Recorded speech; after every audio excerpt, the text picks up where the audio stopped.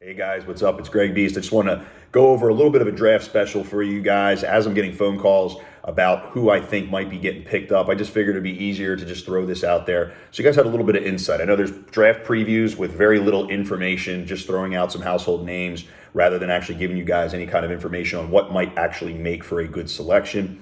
We have a loaded draft class. In fact, this is probably the deepest draft class in history for FaceOff guys. But at the same time, it's never been harder to make a roster other than probably the inception of the MLL with 6 teams way back when. So right now, when we look at this, there are 8 spots, 8 teams in PLL. And other than the couple years where the MLL and PLL coexisted, right now there's 8 teams and not all of them need a face-off guy. So when we look at who could possibly get selected, I think it's important to kind of break down what exactly makes a professional face-off guy, more particularly what makes a PLL face-off guy. So remember, here are the hurdles. These guys, everybody in this draft class right now is an elite level face-off guy that has either broken a team record, has broken a conference record, or even broken an NCAA record. But they did it on a knee. And now for a year, they have been practicing stand-up neutral grip. And without the full NCAA season last year, a lot of these guys are 2 years out of practice. So they're already out of practice on their knee. The question is going to be, do they like standing up? Can they use it? Are they going to use this year and a half to now make themselves more diversified? Or is the second their NCAA season over, they're dropping back to a knee and they're going to the stripe that way? Here's the thing everyone always forgets to talk about as well, is the PLL rules are vastly different. You have a wing guy a yard closer to you on either side.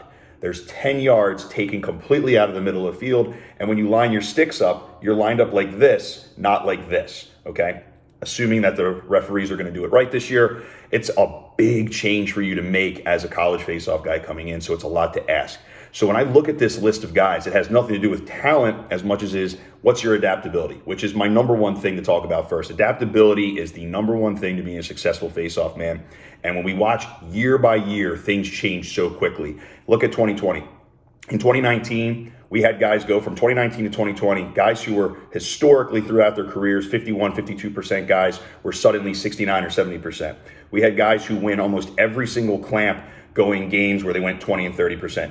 We had guys who won less single digit percentage of their clamps, go second or third in the entire league in face-off percentage. So there's a lot to unbox here. What causes that? What makes that? Well, here's a couple variables. One, we talked about adaptability. But when I talk about adaptability, I mean your ability to change from week to week based on your opponent. Remember, this is not the NCAA. You are not going to get a few easy games here and there. You're not going to go against an opponent who's 3 or 4 years younger than you, who's not experienced. Every week you're going against one of the 8 best face-off guys in the world, but you go against them 2 or 3 times at least a summer. So your ability to break down your opponent, not just in the second half of a game, but also the second, third, fourth, fifth time you're going to see them over your career, that is so vital. You have to constantly be changing your game.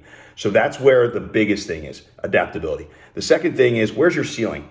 How long have some of these guys been facing off? Have they been facing off since they were 3 years old and this is what we're going to get at this point? Or do we have guys who are constantly evolving their game and every time we watch them on TV throughout the last 4 years of their career, we see them add something to their game? Are they able to do that at the next level? Because you have to be if you're going to be successful. The third thing is your ability to command your unit. So when you take your unit, you can't just do it all on your own in the pros. You have to be able to understand what your opponent's weaknesses are. You have to understand what your strengths are. And you have to be able to move your puzzle pieces and chess pieces ahead of time to create space for yourself and create a game plan. No one can go out there and just clamp by themselves and be successful in the Premier Lacrosse League. So that's a huge thing as well. And the last thing I'm going to talk about is athleticism, of course. Yeah, Greg, athleticism. But when you watch PLL lacrosse, the summer Joe Nardella had, the summer Jake Withers had, those guys are very athletic. They're very scrappy on ground balls. They're great with the ball off the ground. They had really good summers.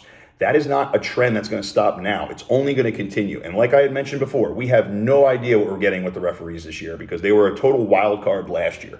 So when it comes to the stripe, it's really going to depend on your ability to counter and be able to take away whatever your opponent's good at. These guys have to have a very high face-off IQ in order to expose their opponents.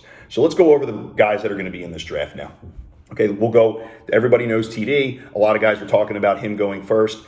I believe, sorry, not first overall, don't quote me on that, but first face-off guy off the board.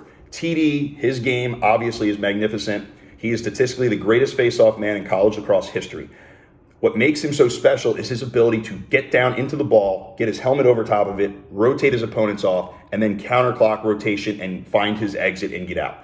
Now, you can do that in college lacrosse. You can do that in high school lacrosse. You could even do it in the MLL. But in the PLL, that is a really tough pill to swallow because you are basically playing in a phone booth. And if you watch in 2019, it took a lot of us 4 or 5 games to get used to that space differential. Even when you pop the ball forward, it feels like you only have 2 or 3 steps to scoop and make a decision. If TD wants to be dominant in the PLL and at least be able to play as a starter, he's going to have to evolve his game so that he can use his wings. And that's the only thing he hasn't really demonstrated because he hasn't had to in college because he's been so dominant on his clamps and his own personal exits. But you have to be able to get your wings the ball or at least use them to create space for yourself because we have the fastest guys in the PLL are on the wings. And you have LSMs and shorties that can get there in 3 or 4 steps and a second before you blink. So if you're going to try to do it all yourself, it's going to be tough. So that's the only thing I want to see from TD. If he can add that to his game, he's going to be just fine in the PLL. Kyle Gallagher, I feel like, might be the most draft-ready face-off man.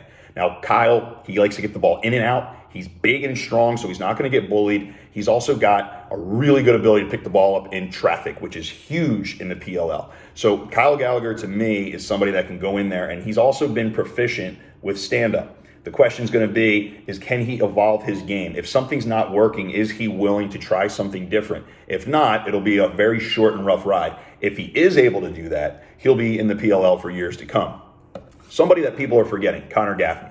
I think because Conor's not starting over Sisselberg right now at Lehigh because of the standing rules, we forget how incredible he was on a knee. Conor Gaffney is arguably the greatest face-off guy in Lehigh history, and he's been playing at a very high rate from the second he stepped on campus. He's physical, he's strong, and he can dominate the column. The only question is, because he rotates so fast, is he going to give up forward breaks in the PLL? Remember, the ball's lined up higher, so when guys turn real quick and they dominate that column, they can give up that forward break. So I'm going to be interested to see how Conor adapts to that. Now, next up, Bailey Savio. Bailey has come on late in the season. He's starting to get the hang of this SNG stuff now for Loyola. Greatest face-off guy in Loyola history, arguably, as well. Strong, dependable, rock solid off the ground, makes good decisions, doesn't try to do too much and plays within the framework of his game. That's exactly what you want from a rookie. The question is now, can he also go that next level? Can he get out quickly? And can he also use his wings correctly in order to make the right decision? Gerard Arseri has been doing his thing the same exact way since high school. Incredible hand speed, super strong and athletic guy. He's actually shocking. When you see him in person, he's much bigger than he looks on TV, trust me. He's going to be just fine with the physicality and the hand speed of this whole thing. The question then is going to be, can he also use his wings? Similar to TD, Gerard likes to pop the ball out to himself and use his big frame and speed to pick the ball up. He's also a massive threat in transition. But like I said, he's going to have to learn how to use his wings a little bit more so that he's not predictable. Now, there's two guys that aren't getting a lot of love, but I think could be almost automatic pickups, if not in the draft, but also for camp. Charlie Leonard from Notre Dame is a former defenseman. He's insanely athletic, and he's also getting a really good experience 1-2 punch with Kyle Gallagher, both on Notre Dame. He's actually become more proficient at his counters and his rakes. And that's actually something you might want to watch tonight. Notre Dame plays Duke. And if Charlie Leonard can demonstrate his ability to rake and counter in that game, I think a lot of PLL coaches and officials are going to raise their eyebrows and look at him because he's a guy who can step in right away.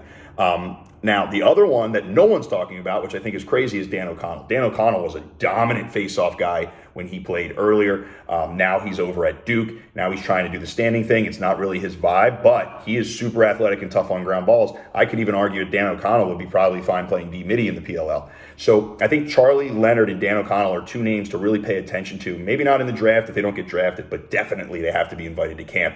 Almost every single team in the PLL has a knee-down face-off guy right now, except for the Water Dogs, except for the Cannons. Everybody needs a stand-up guy. The Water Dogs proved last summer that a knee-down and a stand-up counter specialist working together can be very elite and get you very far. So there's my draft preview. That's what makes an important PLL face-off guy. Those are what I think the guys bring to the table. I'm excited for all of them. Good luck to all you guys. It's going to be exciting to watch.